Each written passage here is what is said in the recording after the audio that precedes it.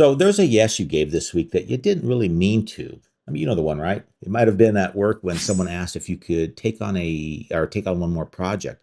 It might have been with family when a plan got made that you weren't actually free for, or heck, it might have been a casual, sure, no problem to a request you absolutely had a problem with. So you didn't decide to say yes. The yes just arrived. It just appeared almost basically before the sentence asking for it had even finished.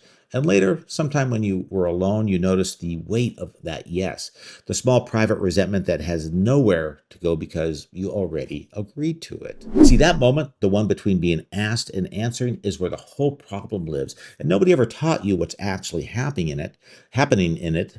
So you've been told you have trouble with boundaries, or you've been told you're too nice, or you've been told you need to put yourself first. Hey, none of that is wrong, and none of it is useful either, because the yes isn't a character flaw, it's a piece of your biology. And once you understand the biology, well, the fix is straightforward. I'm Allen Stafford, and welcome to the Rewire. See, I've sat with hundreds of people who would describe themselves as people pleasers, and almost none of them really want to please everyone. I mean, come on. Do we all want to please everyone? What they want is to not have a hard conversation, though. They want to skip the moment of pushback. They want to avoid the silence that comes after saying no. So they say yes, because yes is fast. Yes ends the moment. Yes keeps everyone, including themselves, in the room. And every time they tell themselves it's fine, the thing they agreed to wasn't that big, or the cost is just one Saturday, one meeting, one favor, they can absorb it. What they don't see is the accumulation. See, the Saturdays they don't remember because they were spent doing things they didn't want to do. The friendships that feel slightly performative because they've been agreeing to coffee with someone they no longer click with. Or the job they're still in 3 years past the moment they basically wanted to leave. The relationship they already know isn't right. See, each individual yes was small. The sum of them is a life that doesn't quite fit. Look, this is not about learning to be selfish. The fix is much smaller than that. What you need is one specific skill used in one specific moment reliably. The moment between being asked and answering. And that's the whole battlefield. Get that moment back, and most of the rest takes care of itself. Most people know about fight or flight. So when something feels dangerous, your body has two well-known responses: stand and fight, or just get out of there, run. See, there's a third response, though, that's been studied for decades, and a lot of you have probably heard of it as well, and it's freeze. See, when fighting won't work and running isn't possible, the system shuts down. You go still, your thinking slows, time feels strange, and people describe it as going blank, going numb, watching themselves from outside the moment. And that's not weakness, okay? That's a survival response. When a predator can't see you move, sometimes the safest thing your body can do is become invisible. Fight, flight, freeze. See, for most of the last 100 years or so, those were the three responses everybody learned about. But in the last decade or so, therapists who work with trauma started naming a fourth one because, well, they kept seeing it in client after client, and the existing three didn't quite explain it. It's called fawn. Fawn is what the system runs when fighting won't work, when running isn't possible, and when freezing won't make the threat go away. And the strategy is appease. Make the threat happy, match what they want, become smaller, become useful, become whoever this person needs you to be in this moment so the danger passes. I mean, it's not weakness, it's not cowardice, it's a sophisticated piece of biological software, and it works in the situations it was designed for. Here's the part that catches almost everyone off guard. See, your nervous system doesn't decide when to run fawn based on the actual present-day threat level. It decides based on patterns it learned a long time ago. So if you grew up in a house where conflict was scary, your system learned that staying small was safe, and it filed that away. So if you had a parent whose mood you had to read carefully every morning, your system learned to scan and adjust. It filed that away. If your early experience with disagreement was punishment, withdrawal, or instability, your system learned to skip disagreement entirely. It filed that away. And once that strategy was filed, your nervous system started basically running it. Not just in dangerous rooms, in every room. See, the boss who asks you to take on extra work isn't your unstable parent, but your nervous system can't tell the difference. It runs the pattern that worked when you were, let's say, 9.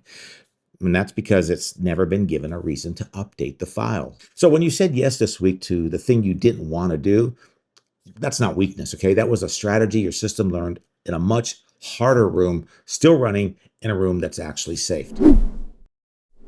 Here's why this matters beyond feeling tired. See, the cost of fawn isn't paid in single moments. It's paid in accumulation. So one yes you didn't mean costs you nothing. 10,000, little exaggeration there, but let's say a lot of them cost you the ability to know what you actually want. Because every time you override your real reaction in the moment, you're teaching your system to ignore that reaction. After enough reps, heck, the reaction stops showing up at all. So you stop noticing when you don't want to do something, and you stop noticing when you disagree, and you stop noticing what you actually feel about anything. And then one day you're in your 40s or your 50s, and someone asks you, "What do you want?" And you don't know.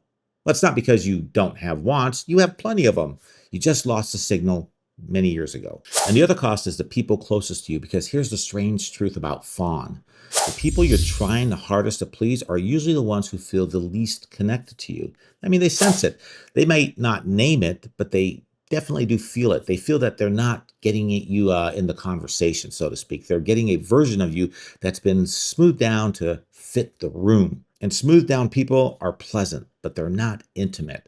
See, a lot of fawning people are lonely, not because nobody loves them, but because nobody actually knows them. And the rewire is how you start coming back.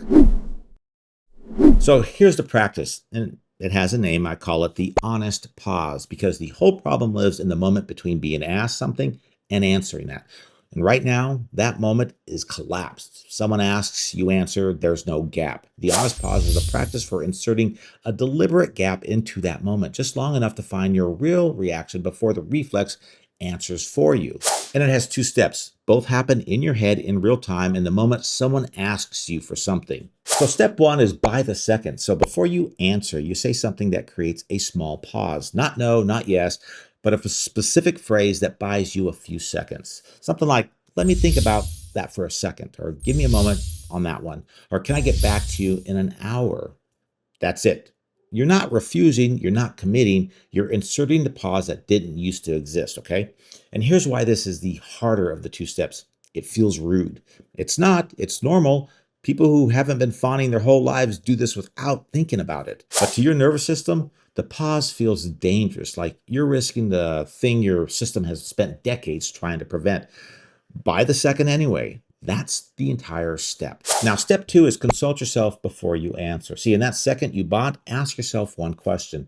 If saying no is easy and free, what would my answer be? That's the only question. You're not deciding it, you're just noticing. See, if your real answer is yes, great, say yes. That's a real answer, not a reflexive one. If your answer is no, or your real answer is no, that's information, and you don't have to act on it yet. I mean, you might still say yes for reasons that make sense. The favor matters to someone you love, or the meeting matters to, or the meeting matters to your job, or the trip is worth the cost. But now you're choosing to say yes with your own eyes open. You're not being managed by your system. You're using it. By the second, consult yourself before you answer. It's two steps, okay? All in your head. The other person doesn't need to know what you're doing inside your mind. That's the honest pause. So here's what I want you to do this week, okay? Pick the relationship or context where the reflex yes shows up most often. I mean, you already know what it is, okay? Your work, your in-laws, your friends who always need a favor, the volunteer thing you keep getting roped into. And the next time a request comes from that source, run the honest pause. By the second, consult yourself. I mean, you don't have to say no. That's not the assignment this week. The assignment is just to, discover what your real answer would be if you let yourself have one. And that's it. Look, expect to be bad at it, okay, in the beginning. The yes has been faster than you're thinking for years, and that's a strong habit. So you'll catch the yes leaving your mouth and only realize what happened a few minutes later. I mean, that's normal. Don't beat yourself up about it, okay? What you're after is not perfect performance. What you're after is more catches over time. See, each catch is a tiny rewiring, a small amount where you notice the gap before you collapsed it. That's the only data point that matters. Do it for a month, and you'll start finding your real answers before they even get overridden. Do it for 6 months, and the people around you will start to feel the difference, even if they can't name it. Do it long enough, and you become a different kind of person just to be around. Not selfish, not difficult, findable. Oh, and one more thing. You might notice as you practice this that your real answers aren't as harsh as you feared. See, most of the time, the no you've been afraid to say isn't that big a deal to the other person. The disaster you've been preventing has been mostly, well, imagined.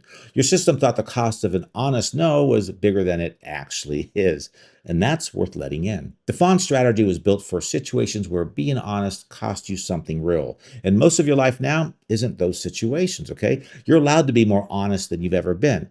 The rewire is the practice of finding out how much more. Look, if you came into this video thinking you needed to learn how to be more selfish, I hope you're leaving with something completely different. This isn't about getting smaller for other people or bigger at their expense.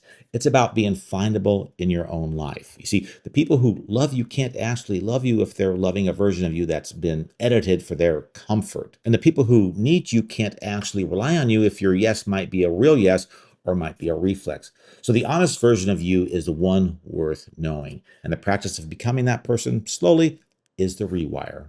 I'll see you in the next video. Think sharper, my friend. Stay sovereign.